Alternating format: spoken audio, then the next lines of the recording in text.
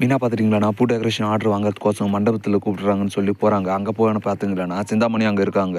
மீனா போட்ட பட்ஜெட்டோட சிந்தாமணி பாதி வேலைக்கு பண்ணி தரேன்னு சொல்லிட்டு அந்த ஆர்டரை வாங்கிறதுனால மீனா ரொம்ப சோகத்தில் ஐயோ கைக்கு வந்து ஆர்டர் போயிடுச்சு அப்படின்னு சொல்லிட்டு சோகமாக வராங்க. வீட்டுக்கு வந்தவங்க பார்த்தீங்களாண்ணா முத்துக்கிட்டேன்னு சொல்லி ரொம்ப ஃபீல் பண்ணுறாங்க. அது இன்னொரு பக்கம் நடந்துட்டு இன்னொரு பக்கம் பார்த்தீங்களாண்ணா வித்யா வந்துட்டு எல்லாரும் மனோஜ் வாங்கின புது வீட்டுக்கு போக போகிறோம், நீங்கள் நட உக்கானுங்க அழுதுட்டு இருக்கீங்க, சீக்கிரம் ரெடியாகுங்க, துணியெல்லாம் எடுத்து வைங்க, சீக்கிரம் போகலாம் அப்படின்ற மாதிரி பரபரப்பாக எல்லாத்தையும் ரெடி பண்ண சொல்கிறாங்க.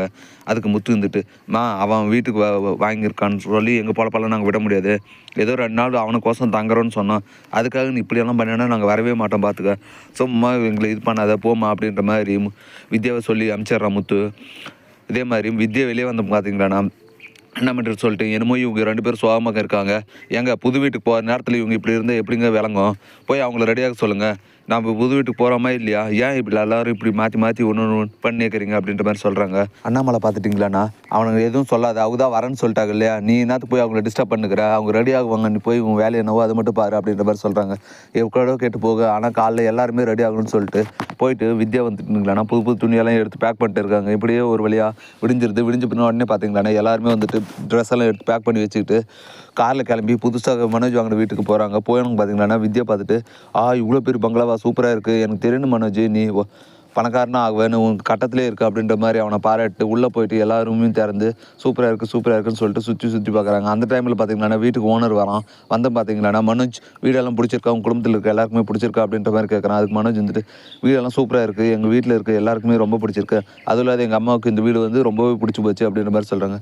சரி அப்படின்னா மீதி பணத்தை கொடுங்க, நாங்கள் உடனே வெளிநாட்டு கிளம்பணும் அப்படின்ற மாதிரி சொல்கிறாங்க. அதுக்கு மனோஜ் வந்துட்டு ரெடியாக இருக்குது சார், நீங்கள் எப்போ வரைக்கும் தான் வெயிட் பண்ணிட்டுருந்தேன்னு சொல்லிட்டு அக்ரிமெண்ட் கொடுங்க, சைன் போட்டு துட்டு கொடுக்குறேன் அப்படின்ற மாதிரி சொல்கிறாங்க. உடனே அக்ரிமெண்ட்டில் சைன் போட்ட மனோஜ் பார்த்துட்டிங்கன்னா பைசாவை அவங்ககிட்ட கொடுக்குறாங்க. அதை வாங்கிட்டு பார்த்தீங்கன்னா வெளியே வராங்க. வெளியே வந்துட்டு வாடகை கார் புக் பண்ணி போகிறாங்க. அந்த டைமில் பார்த்தீங்களாண்ணா முத்துவும் மீனாவும் காரில் வராங்க. ஏன்டா நான் ஃபாஸ்ட்டாக வரேன்னு தெரியுதில்ல, கொஞ்சம் ஓவர் வெயிட் பண்ணி தான் போகிறது அப்படின்ற மாதிரி முத்து வந்துட்டு திட்டுறாங்க. சரி சார் ஒன்றும் தப்பு இல்லை அப்படின்னு சொல்லிட்டு உள்ளே வந்துட்டு பின்னாடி அவங்க வெளியே போகிறாங்க. வெளியே வந்து பார்த்தீங்கன்னா மனோஜ்கிட்ட யாரா இவங்க இவ்வளோ திமிரா வர போகிறாங்க, உங்கள் வீட்டிலேருந்து போகிறாங்க அப்படின்ற மாதிரி சொல்கிறாங்க. அதுக்கு மனோஜ் வந்துட்டு அவர் தானே இந்த வீட்டோட ஓனர், அவர் என்னத்திர திட்டுற அப்படின்ற மாதிரி கேட்குறான்.